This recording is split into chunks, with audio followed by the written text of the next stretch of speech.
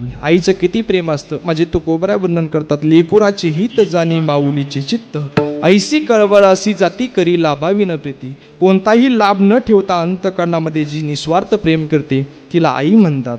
आत्ताच काल घडलेली घटना आहे मला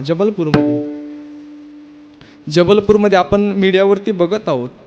इतकं ती घटना बघितल्यानंतर मला आमच्या डोळ्याला पाणी आलं महाराज. काल इतकं काय आईचं प्रेम असतं.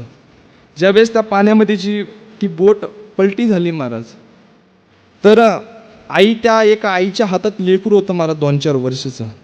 तिने त्या लेकराला मिठी मारलेली होती आणि जशी त्या पाण्यामध्ये पडली तर मिठी मारूनच दोघं पाण्यामध्ये पडले महाराज. पण ऐका, 2 ते 3 तासांनी त्यांचं प्रेत सापडलं. ज्यावेळेस ते प्रेत सापडलं तर आईनं त्या लेकराला अशी मिठी मारलेली आणि तसंच प्रेत सापडलं महाराज. काय आईचं लेकरावरती प्रेम असतं महाराज. एवढा जीव गेला महाराज पण लेकराची साथ सोडली नाही महाराज शेवटपर्यंत. पण ऐका, त्या ठिकाणी निस्वार्थ प्रेम करणारी फक्त आपली आई असते आणि त्या आईला जीवनामध्ये कधी विसरू नका.